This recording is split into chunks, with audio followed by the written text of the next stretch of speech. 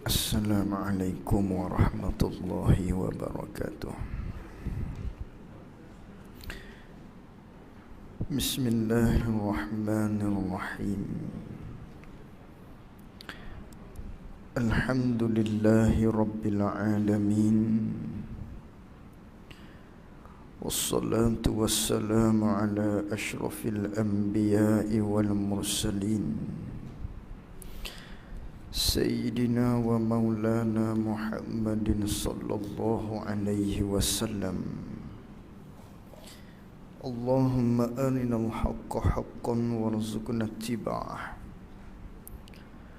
wa arinal batilan batilan warzuqna ijtinabah. Allahumma faqqihna fid din wa 'allimna ta'wilih. Allahumma faqqihna fid din wa 'allimna ta'wilih. Allahumma faqqihna fid din wa 'allimna ta'wilih. Allahumma nawwir qulubana binur hidayatika kama nawwaltal arda binurika syamsika abadan abada. Birahmatika ya arhamar rahimin. Allahumma aftah alaina futuhal arifin, waj'al a'malana khalisatan liwajhikal karim. Rabbi shrah li sadri wa yassir li amri wahlul 'uqdatam min lisani yafqahu qawli. Allahumma salli wa sallim ala sayyidina wa maulana Muhammad.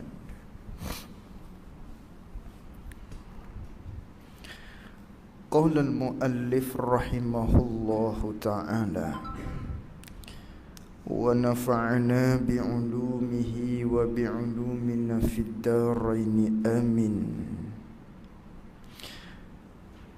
Keduanya amanah.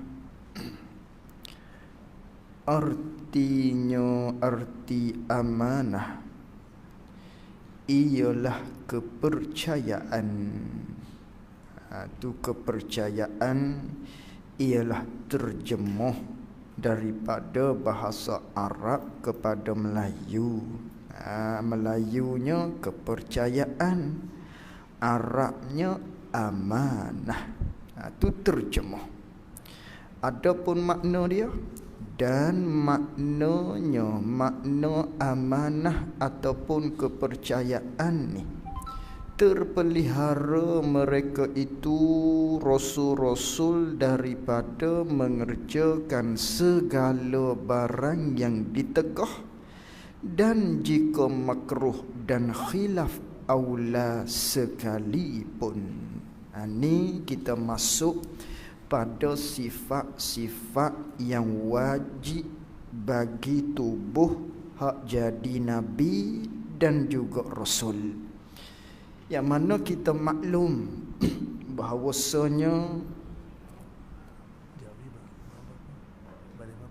Jawi, muka surat 13 kitab Jawi,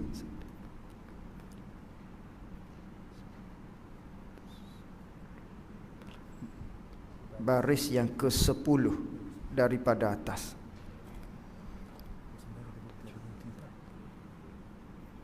Baris yang ke-11 daripada atas.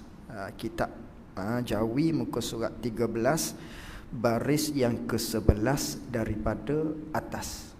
Dalam kurungan tu, dalam kurungan kedua. Qala al-muallif rahimahullahu ta'ala, kedua amanah. Jadi perbicaraan kita berkaitan dengan sifat-sifat wajib bagi rasul ataupun sifat-sifat yang wajib bagi tubuh hak bergelar nabi, yang mana yang kita maklum nabi dan juga rasul ni merupakan satu pangkat yang bukan dengan ikhtiar dan juga usaha, yang mana semata-mata merupakan pilihan daripada Allah Subhanahu wa taala, bukan dengan cara berusaha untuk mendapatkan pangkat sebagai seorang nabi ataupun rasul, dengan kena mujahadah melakukan ibadat banyak baru boleh jadi nabi, boleh jadi rasul dah. Hak dengan usaha ikhtiar hak di kita selaku umat Nabi sallallahu alaihi wasallam ialah mencapai satu pangkat hak dinamo dengan waliullah. Hak tu ya, sebagai seorang wali. Hak ni dengan ikhtiar dan juga dengan usaha kita. Adapun nabi dan rasul ni bukan dengan ikhtiar, bukan dengan usaha. Ini semata-mata maknanya pilihan daripada Allah Subhanahu wa taala. Nabi dan juga rasul ni, maka dah dia ialah pilihan daripada Allah Subhanahu wa taala. Nabi dan rasul satu pangkat tersebut ni, maka tentulah dah dia tu pilihan daripada Allah, mestilah tentulah dia bersifat dengan segala sifat-sifat yang sempurna hak manusia. Tentu sekali dia bersifat dengan sifat-sifat kamalat hak jenis manusia, hak pesing kesempurnaan di manusia. Tentu kerana apa? Kerana dia ialah orang yang dipilih pangkat Nabi Rasul dia ni oleh Allah Subhanahu wa ta'ala. Dah dia dipilih oleh Allah Ta'ala, maka tentulah dia bersifat dengan sifat-sifat kamalat yang sempurna sebagai seorang manusia. Maka manakala begitu setengah daripadanya hak wajib kita kena tahu atas jalan hurai satu-satu. Ni hak kita duk belajar ni. Yang lepas telah kita belajar, telah kita muzakarah berkaitan dengan sifat sidik. Tu setengah daripada sifat sempurna hak pesing manusia. Tu di nabi-nabi rasul-rasul tentu dia bersifat dengan sifat sempurna. Tapi sifat sempurna Tuhan ke? Tak. Sifat kesempurnaan hak Tuhan lain. Hak tu sifat kesempurnaan bagi ketuhanan, sifat kamalat bagi Tuhan. Hak ni sifat sempurna hak kepada manusia. Maka di antaranya bersifat dengan sifat sidik. Maka sifat sidik ni setengah daripada sifat sempurna yang wajib kita kena tahu bahawa nabi-nabi rasul-rasul ni dia mesti bersifat dengan sifat sidik. Tu yang pertama yang telah kita belajar pada pertemuan kita yang lalu. Maka pada malam ni pula kata pengarang rahimahullahu ta'ala kedua, yakni yang kedua daripada sifat-sifat di Rasul, daripada 4 perkara ataupun 4 sifat hak dia telah bagi tahu pada pertemuan yang lepas. Maka yang keduanya iaitulah amanah. Ini sifat yang kedua hak wajib kita kena i'tiqad. Rasul-rasul, nabi-nabi ni dia mesti bersifat dengan sifat amanah. Sifat amanah tu panggil sifat yang wajib. Dah amanah tu sifat yang wajib, nak hukum macam mana di nabi-nabi ni bersifat dengan amanah? Yang mana sifat amanah tu sifat wajib, hukum dengan kata mesti, hukum dengan kata tentu, sungguh sengoti nabi-nabi rasul ni bersifat dengan sifat amanah. Tu wajib kita i'tiqad dalam hati kita. Yang mana merupakan setengah daripada sifat sempurna bagi manusia. Maka yang keduanya iaitulah amanah. Apa arti amanah? Terjemah amanah dulu dalam bahasa Arab. Amanah Melayu kita sebut apa amanah-amanah ni? Artinya yakni terjemahannya, amanah ni ialah kepercayaan. Tu kepercayaan tu dalam bahasa Melayu Arab amanah. Jadi Melayu kita laginya kepercayaan hak kita nak terjemuh hak lebih segera faham laginya ialah berjuruh. Berjuruh kalau dalam bahasa Kelantan. Kalau di sini tak tahu nak cakap macam mana. Ai budak ni berjuruh lah. Berperangai dengan perangai yang elok. Tu panggil amanah. Bila seseorang tu berjuruh, kita kata budak ni Allah berjuruhnya. Apa makna berjuruh? Faham kepada kita, oh dia tak karut perangai dia. Perangai dia baik. Perangai dia molek. Tu dia tak buat benda-benda jahat. Tu panggil berjuruh. Tu kalau terjemuh dengan kepercayaan, payah sikit kita nak tangkap makna lagi akan tu. Yang mana di dalam kitab kita terjemuh amanah dengan kepercayaan. Hak tu dalam kitab kita. Nak segera faham lagi. Amanah terjemuh lagi berjuruh kita. Ataupun perangai molek. Ikut lagi. Kalau Kelantan lebih tepat lagi berjuruh. Itu amanah. Maka makna amanah terjemuh kepercayaan. Makna dia apa? Dan makna kepercayaan ni, makna berjuruh ni, makna amanah ni, hak makna dia. Hak kita kena iktikad makna ni. Dan maknanya makna kepercayaan berjuruh ataupun amanah, katakanlah makna dia begini. Makna hak kena iktikadnya, nabi-nabi, rasul-rasul bersifat dengan amanah, dengan makna dia terpelihara mereka itu nabi-nabi, rasul-rasul ni. Mereka itu terpelihara, terjaga, terhindar daripada mengerjakan segala barang, segala perbuatan-perbuatan, segala perkara-perkara yang ditegur. Tu panggil kepercayaan.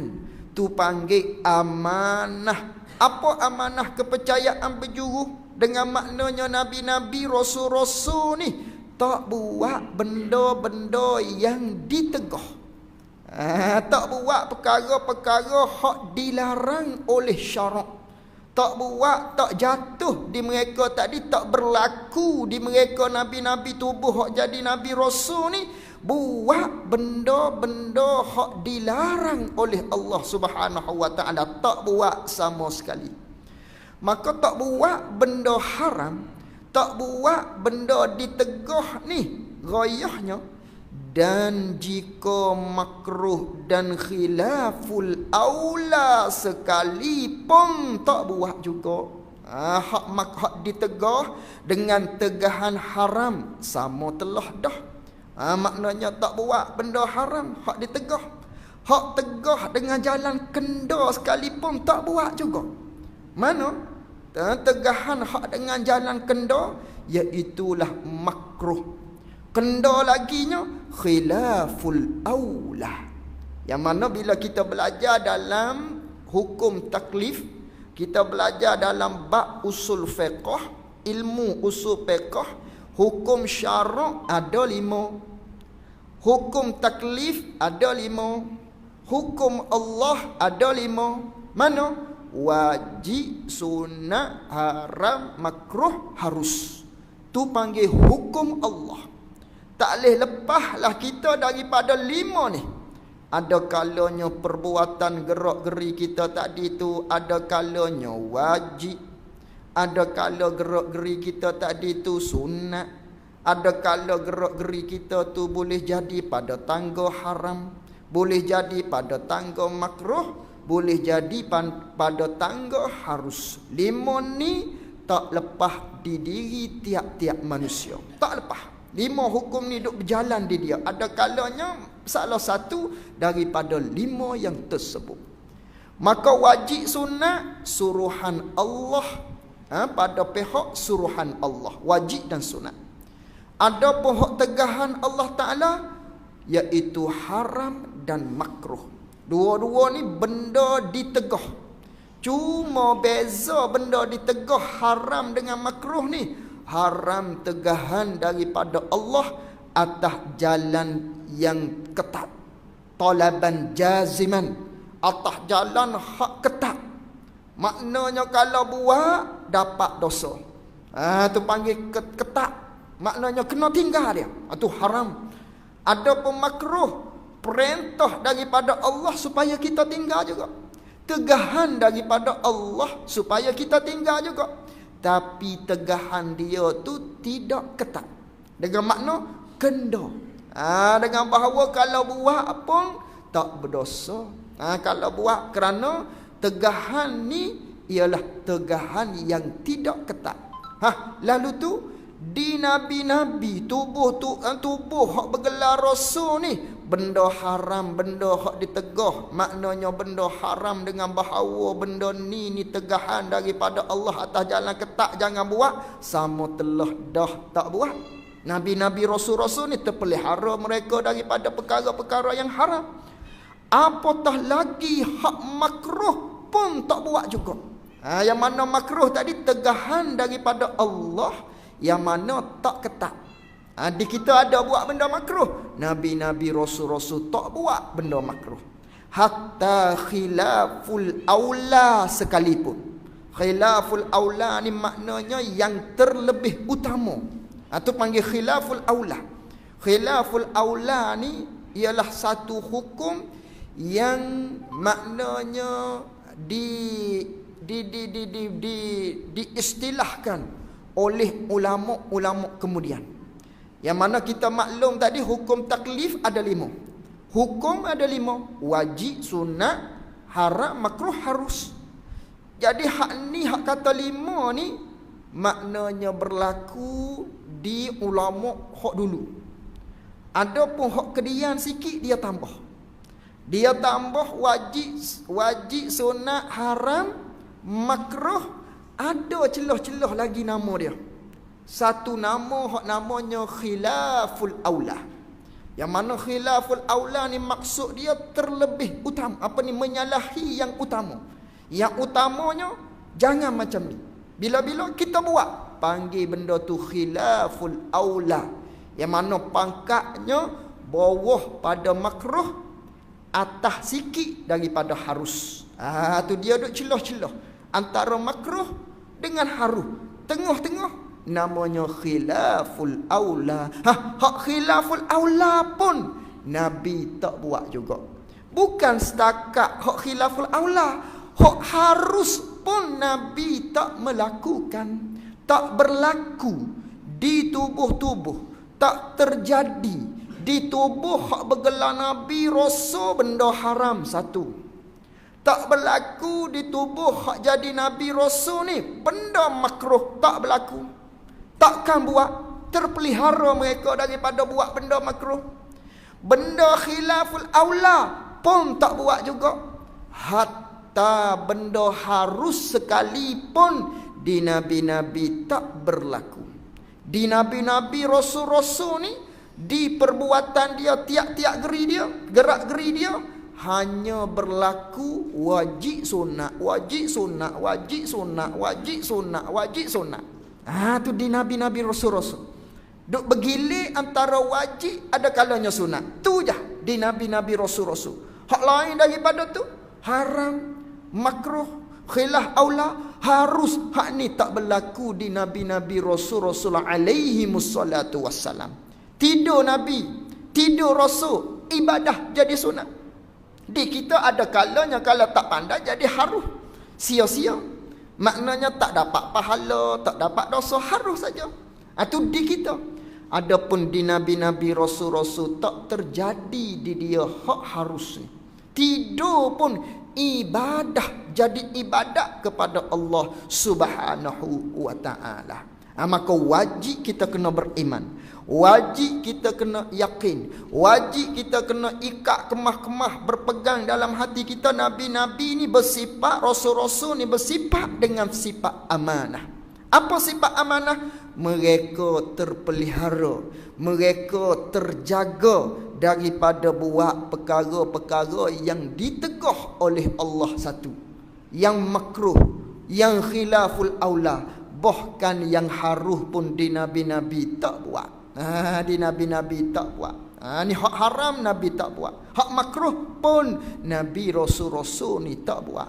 Tiba-tiba tidakkah kita bila kita mengaji dalam hadis, antaranya maknanya hukum berkaitan dengan buang air sambil berdiri. Buang air sambil berdiri ni hukumnya makruh.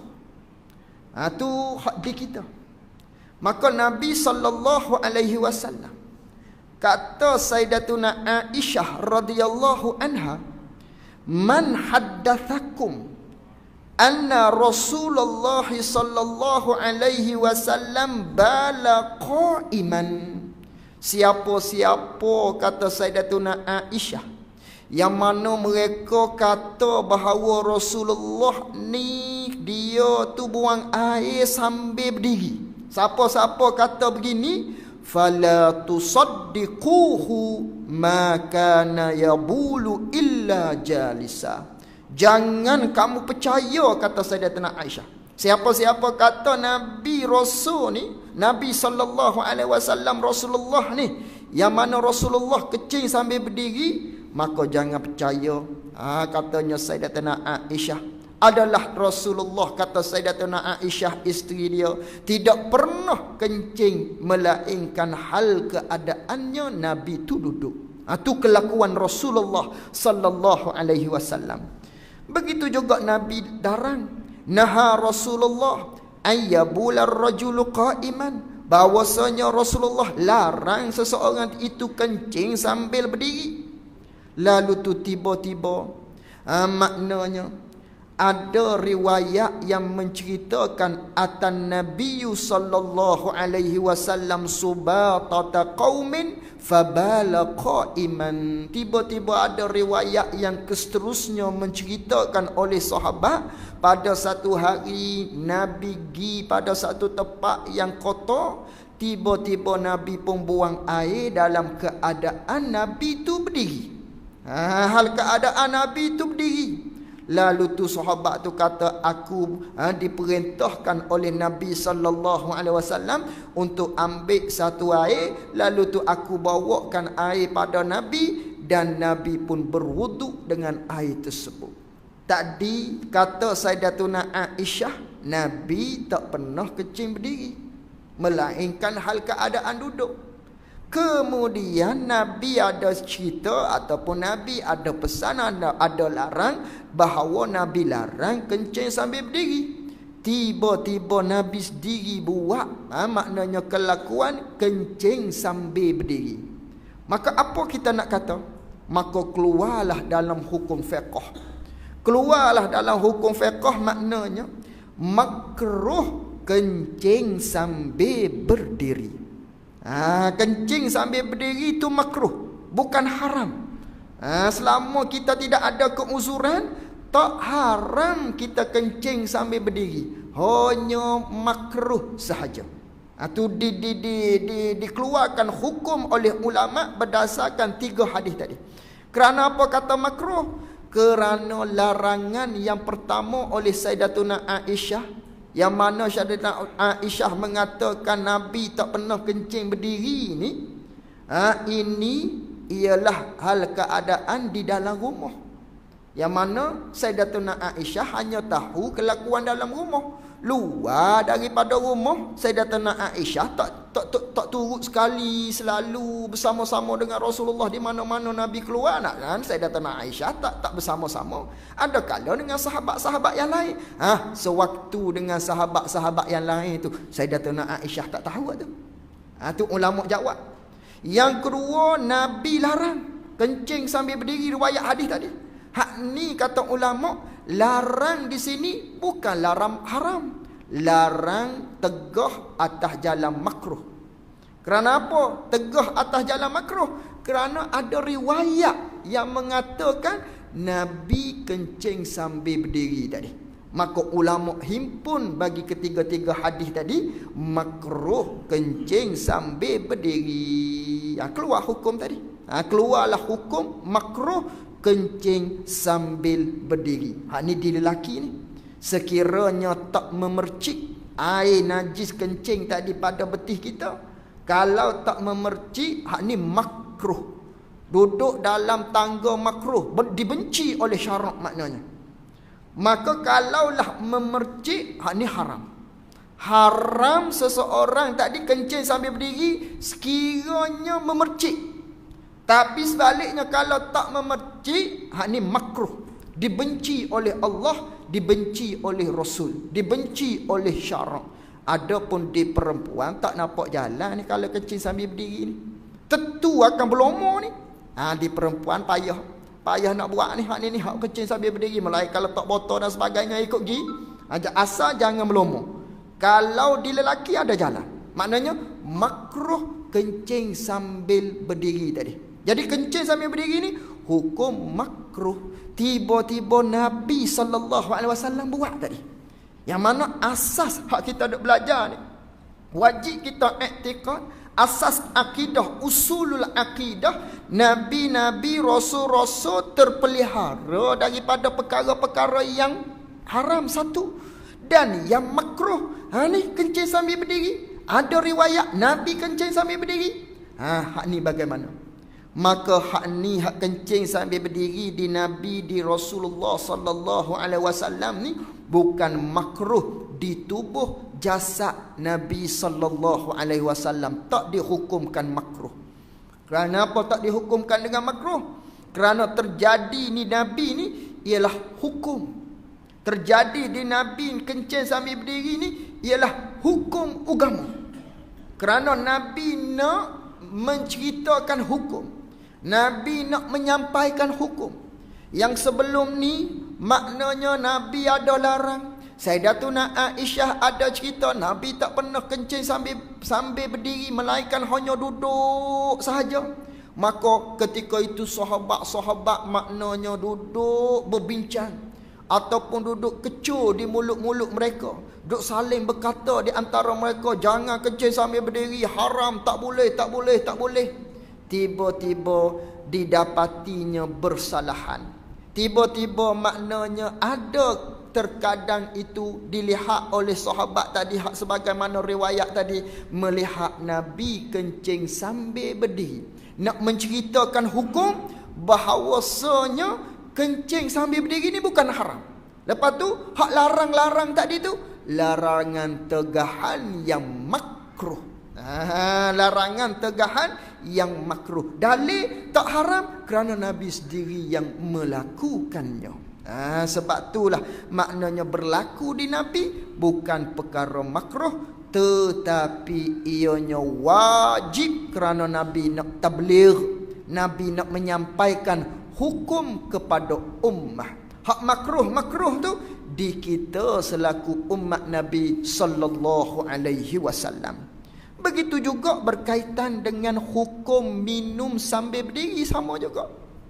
Minum sambil berdiri ni maknanya Nabi sallallahu alaihi wasallam bersabda, la yashrabanna ahadum minkum qa'iman faman nasiya falyastaqi.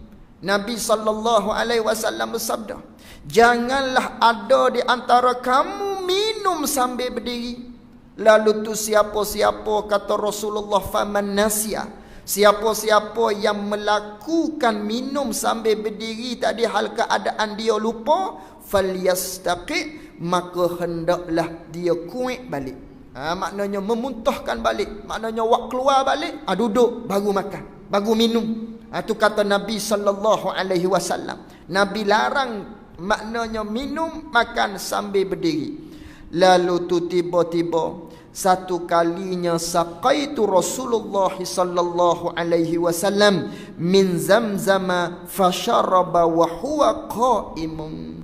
Aku pernah, kata sahabat, aku pernah menghidangkan kepada Rasulullah, beri pada Nabi sallallahu alaihi wasallam daripada air Zamzam, maka tiba-tiba Nabi minum hal keadaan berdiri. Tadi Nabi larang, hak ni Nabi tunjuk dengan perbuatan pula. Nabi pernah minum sambil berdiri, kata sahabat. Maka sama hukum keluarnya dalam fiqh sana, makruh minum sambil berdiri. Kata setengah, khilaful aula, minum sambil berdiri. Hukum yang seterusnya tadi, khilaful aula, Maka diminum sambil berdiri ni keluar dua hukum kata ulama. Faham daripada himpunan hadis tadi. Perhimpunan daripada dua riwayat tadi, faham daripada sini makruh minum sambil berdiri. Bukan larangan daripada Nabi tadi, haram. Kerana Nabi buat perkara tersebut, maka makruh. Ataupun setengah ulama kata tadi khilaful aula, minum sambil berdiri ni menyalahi yang terlebih utama. Hak terlebih utama, hak baik, hak moleknya, jangan minum sambil berdiri, kena duduk. Hak tu terlebih baik. Kalau minum sambil berdiri khilaful aula ataupun makruh, maka di Nabi maknanya buat benda makruh. Di Nabi Rasulullah sallallahu alaihi wasallam tadi melakukan perkara khilaful aula. Hak kita belajar, Nabi-Nabi Rasul-Rasul tak buat benda makruh, tak buat benda khilaful aula. Tadi minum sambil berdiri makruh kata setengah ulama, khilaful aula kata setengah ulama. Nabi buat ni. Lalu tu Nabi buat benda ni makruh khilaful aula tadi adalah litashri', nak mengajar. Maka tidak di Nabi khilaful aula, tidak di Nabi benda makruh. Itu ialah benda wajib kerana Nabi nak tabligh, Nabi nak menyampaikan kepada umat sallallahu alaihi wasallam. Tu Nabi terpelihara, dijaga tak buat benda-benda haram. Sama telah dah. Apatah maknanya hak makruh khilaful aula pun Nabi sallallahu alaihi wasallam ataupun umumnya nabi-nabi, rasul-rasul, tiap-tiap rasul, tiap-tiap nabi tidak melakukan perkara-perkara yang tersebut. Berlaku juga adalah litashri', hukum bukan makruh, hukum bukan khilaful aula, bahkan wajib di Nabi kerana nak menyampaikan hukum kepada umatnya yang tersebut. Begitu juga hak kita maklum. Satu lagi berkaitan dengan bab wuduk pun sama juga. Berkaitan dengan bab wuduk sama. Mana berkaitan dengan bab wuduk? Ada kala Nabi mengambil wuduk 3 kali. Ada kala Nabi mengambil wuduk sekali basuhannya. Ada kala Nabi mengambil wuduk hal keadaan basuhnya 2 kali. Sekali basuhan, 2 kali basuhan, ini kita maklum makruh. Hak sunat 3 kali. Tiba-tiba menyakatkan, menghakkan dengan sekali ataupun 2 kali, hak ni makruh. Nabi ada buat perbuatan tadi. Ini nak menceritakan buat tadi itu nak ajar hukum. Maka di Nabi perbuatan Rasulullah pada basuh sekali ataupun 2 kali bukan makruh, tetapi wajib kerana nak mentashri', kerana nak ajar, nak tabligh, nak menyampaikan hukum kepada umat Nabi sallallahu alaihi wasallam. Itu berkaitan dengan perkara makruh khilaful aula, di nabi-nabi tidak melakukan, di rasul-rasul terpelihara daripada perkara tersebut. Hak tu makruh haram, makruh dengan khilaful aula serta harus tak berlaku. Apatah lagi hak haram, hak ditegah oleh Allah Subhanahu wa taala. Apatah lagi nabi-nabi, rasul-rasul ni terpelihara daripada melakukan perkara-perkara yang haram. Lalu tu bagaimana kita nak kata dengan cerita ataupun kisah yang berlaku kepada Nabi Adam alaihi salam, yang mana kita maklum Nabi Adam alaihi salam telah melakukan satu peristiwa yang mana Nabi Adam dan juga Hawa memakan satu makanan, satu buah daripada pokok yang bernama khuldi. Makan buah khuldi, hak kita maklum. Lalu tu bagaimana dengan peristiwa ni? Sirah cerita ni yang mana diceritakan di dalam Al-Quran. Nabi Adam alaihi salam telah maknanya segera faham kepada kita dengan cara mudah-mudahnya melanggar perintah daripada Allah. Mana? Makan buah khuldi. Yang mana Nabi Allah Subhanahu wa taala melarang Nabi Adam alaihi salam untuk memakan buah khuldi tersebut. Yang mana sebagaimana kita maklum, wala taqraba hazihi syajarah fatakuna minaz zalimin, dalam surah Al-Baqarah yang kita baca. Jangan sesekali kamu, hei Adam, mendekati akan ini pokok, kata Allah. Jikalau kamu mendekatinya, kamu telah menzalimkan diri kamu. Jangan dekati. Allah larang dekati dengan ini pokok, iaitulah pokok khuldi. Tiba-tiba Nabi Adam mendekati, bahkan makan buah khuldi. Yang mana buah khuldi ini, pokok tersebut dilarang, bermakna Nabi Adam telah melanggar perintah Allah. Maka Nabi Adam buat benda haram. Macam mana? Sedangkan akidah kita, Nabi-Nabi, Rasul-Rasul amanah. Apa amanah? Terjaga, terpelihara daripada benda yang haram. Bagaimana dengan peristiwa di Nabi Adam alaihi salam? Maka di sinilah takwil.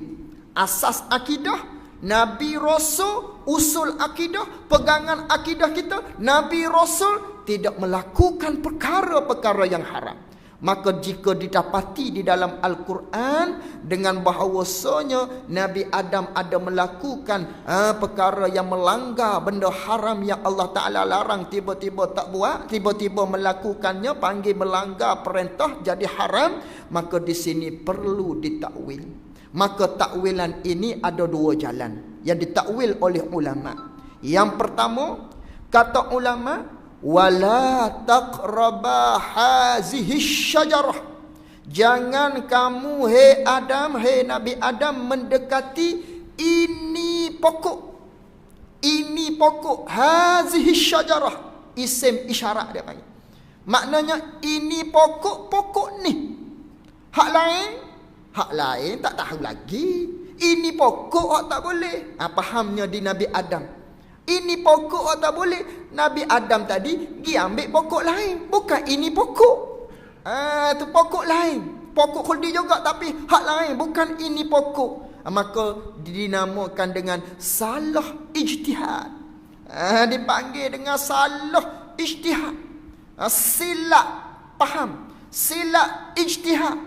Maka ketika ini tak dinamakan bersalah, tak dinamakan melanggar perintah Allah, kerana Allah larang ini pokok. Sebagaimana kita kata, jangan duduk di atas meja ini, jangan sesekali ada yang sentuh meja ini. Meja lain tak boleh, tak ada masalah lah meja lain. Ini meja saja tak boleh disentuh. Ini salah ijtihad. Ini jalanan yang pertama. Maka tak jadi masalah, tak timbul isu dah lah. Dan jalanan yang kedua pada mentakwilkan ayat tersebut, wala taqraba hazihi syajarah fatakuna minaz zalimin, dengan maknanya jangan kamu dekati, hei Nabi Adam, akan ini pokok, yakni jika kamu belum bersedia untuk kamu menjadi khalifah di atas muka bumi. Kalau kamu belum bersedia nak menjadi khalifah di atas muka bumi, jangan makan pokok ni, jangan telang pokok ni, jangan mendekati akan ini pokok buah khuldi ni, jangan makan buahnya. Kalau kamu belum bersedia menjadi khalifah di atas muka bumi, fatakuna minaz zalimin, kalau kamu makan juga hal keadaan kamu belum bersedia, kamu telah menzalimkan diri kamu sendiri kerana terpaksa turun ke atas muka bumi hal keadaan kamu tidak bersedia. Kerana maklum, sewaktu berada di atas di dalam syurga, semua benda boleh berlaku. Nak tu boleh, nak ni boleh. Kalau di atas muka bumi, ketika mana diturunkan ke bumi, tidak ada dah nikmat-nikmat yang tersebut. Nak makan kena cari sendiri, nak minum kena cari sendiri, kena berusaha sendiri, pakai pakaian dan sebagainya. Jadi kalau kamu belum bersedia lagi, jangan makan. Kalau bersedia dah, silakan makan maknanya. Kerana hikmah dijadikan Nabi Adam alaihi salam, kita maklum dalam surah Al-Baqarah, wa iz qala rabbuka lil malaikati inni ja'ilun fil ardi khalifah. Berkatalah Nabi Allah Subhanahu wa taala kepada malaikat, ini sesungguhnya aku nak menjadikan manusia sebagai khalifah di atas muka bumi. Nabi Adam tak tercipta lagi. Nabi Adam, waktu Allah Ta'ala maknanya berfirman kepada malaikat, Nabi Adam tak ada lagi. aku nak menjadikan maknanya Nabi manusia sebagai khalifah di muka bumi. Itu hikmah dijadikan manusia untuk menjadikan khalifah di muka bumi oleh Allah Subhanahu wa taala. Maka kalau tak makan buah khuldi, seolah-olahnya tak boleh turun ke bumi. Asbab nak maknanya nak turun ke bumi, asbab kena makan buah khuldi. Itu seolah-olah begitu, ditakwil dengan begitu, maka tak jadi salah dah lah. Tak jadi salah di Nabi Adam alaihi salam. Maka Nabi Adam teriak juga tu, Nabi Adam menangis juga tu, bertaubat pada Allah Ta'ala juga tu. Tu dia panggil min babil hasanatil abrar sayyiatil muqarrabin. Kerana Nabi Adam alaihi salam tadi menangis pada Allah, bertaubat pada Allah, berteriak menangis pada Allah tadi dengan tangisan yang penuh tadi, kerana dia tahu daripada keturunan dia, daripada zuriat dia, ada yang akan jadi kafir daripada sebab tu. Maka dia rasa bersalah. Rasa bersalah kerana akan ada daripada keturunan zuriat Nabi Adam AS yang tidak menyembah Allah Subhanahu wa taala. Maka Nabi Adam menangis, bertaubat pada Allah. Takut dia tu salah sebab tu. Tu dia menangis di atas muka bumi, bertaubat pada Allah Subhanahu wa taala tu. Tu di antara asbab turun tu dengan makan buah khuldi. Kalau tidak, tak adalah kita ni. Maknanya kalau Nabi Adam tak makan, takdirnya kalau dengan ketentuan Allah Ta'ala azali lagi lah, maknanya semua perkara kalau ditilik pada hakikatnya. Kerana di atas, di dalam syurga tak boleh nak beranak pinak. Tak ada beranak pinak. Beranak pinak ni di atas muka bumi. Itu ditakwil oleh para ulama pada ayat yang tersebut. Walhasilnya, akidah kita, nabi-nabi, rasul-rasul, terpelihara mereka daripada perkara yang haram, makruh, khilaful aula. Bahkan hak harus pun tak berlaku di Nabi, hanya bergilir di tubuh Nabi Rasul ni perkara wajib dan sunnah sahaja. Lalu kata pengarang rahimahullahu ta'ala, kata nabi-nabi, rasul-rasul ni tak buat benda haram tu, terpelihara pada zahir dan pada batin. Pada zahir tak buat benda hak haram, hak makruh, hak khilaful aula. Pada batin pun tak buat juga benda haram. Zahir maknanya tak buat benda haram, umpama berzina, umpama minum arak. Ikutlah perkara-perkara zahir, hak maksiat, hak derhaka, hak haram, nabi-nabi, rasul-rasul terpelihara tak buat. Hak batin pun sama, sifat-sifat mazmumah, sifat-sifat yang dicela pada syarak, riya, takabur, nabi-nabi tak bersifat dengan sifat yang demikian. Kerana nabi-nabi, rasul-rasul bersifat dengan amanah. Mereka itu maksum, mereka itu terpelihara daripada melakukan perkara-perkara yang ditegah. Sama ada hak zahir dan batin. Kata terpelihara lagi pada ketika kecil, pada ketika dia tu belum balik, dan besar pada ketika dia selepas balik pun sama juga tak buat benda haram. Waktu Nabi kecil, rasul-rasul tu kecil, tak buat benda haram. Waktu dia besar sama telah lagi, tak buat benda haram. Hak kecil pun tak buat dah. Waktu rasul tu kecil lagi, tak buat dah. Sebagaimana kita maklum satu cerita, ketika mana kalau tak silapnya Kaabah ketika itu ada terjadi satu keruntuhan ke, ataupun nak bina semula ke macam mana, ketika itu ada peristiwa banjir kalau tak silap. Tiba-tiba ketika itu manakala nak gotong royong Kaabah, ada seseorang daripada mereka kata kepada Nabi kita, yang mana Nabi kita belum lagi dijadikan Nabi, belum dilantik jadi Nabi, waktu Nabi kecil, bukalah seluar tu. Bukalah seluar tu, mari kita pakat-pakat gotong royong ni, ataupun sisinglah seluar tu. Maknanya menampakkan aurat. Nabi dah, manakala Nabi nak buat, terus jadi pengsan. Waktu Nabi kita nak melakukan, terus pengsan. Kerana apa? Terpelihara oleh Allah Ta'ala jaga, Allah Ta'ala memelihara nabi-nabi, rasul-rasul. Walau pada ketika itu belum jadi nabi, belum lagi jadi rasul, ketika itu masih lagi kecil, tak buat benda-benda yang haram. Itu pada ketika kecil dan besar tak buat. Dan pada dahulu daripada jadi nabi tak buat, sebelum dilantik jadi nabi tak. Dan kemudian daripada jadi nabi tak melakukan perkara yang ditegah oleh Allah Subhanahu wa taala. Itu panggil sifat amanah, wajib kita i'tiqad. Dan mustahil lawan bagi sifat amanah. Dan mustahil hak lawan bagi sifat amanah iaitulah khianah. Khianat ni panggil sifat mustahil.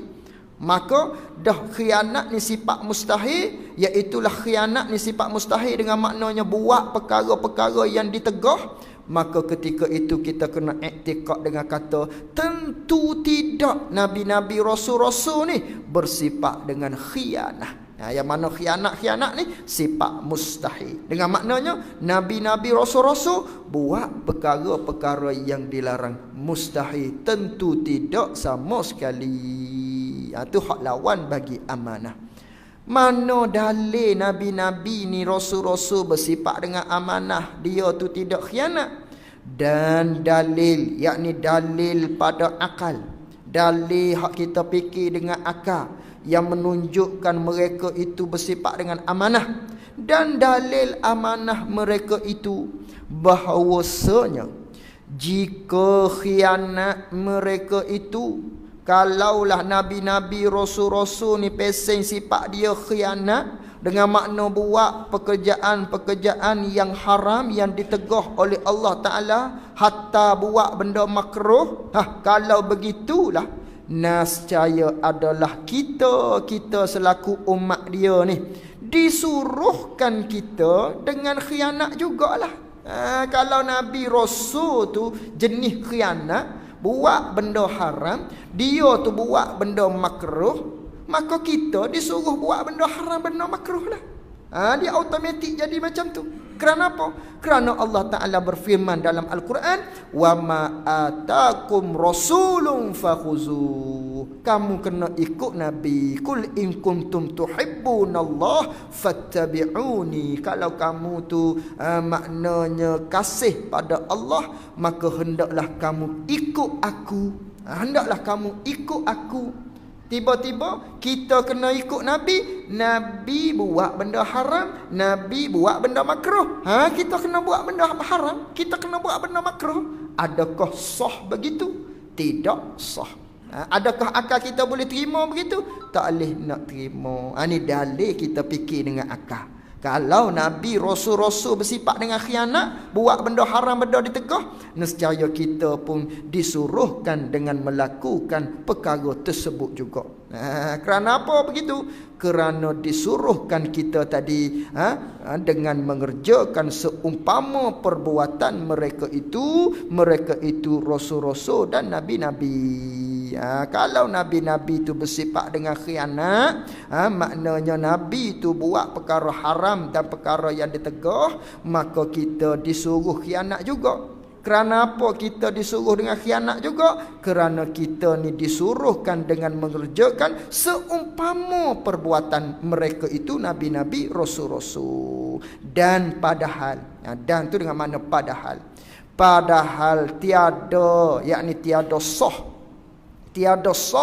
kita nak dakwa bahawa disuruhkan kita hamba ini, yakni oleh Allah Ta'ala, dengan khianat itu. Kerana apa tak sah nak kata kita ni disuruh oleh Allah dengan khianat? Kerana tiada menyuruh oleh Allah Ta'ala akan hambanya dengan kejahatan sekali-kali. Tu cara kita fikir dengan akal. Cara kita fikir dengan akal, kita fikir nak menunjukkan nabi-nabi ni mesti dia bersifat dengan sifat amanah. Wallahu a'lam wa ilmuhu wa atam. Jazakumullahu khairan jazaa. Assalamualaikum warahmatullahi wabarakatuh.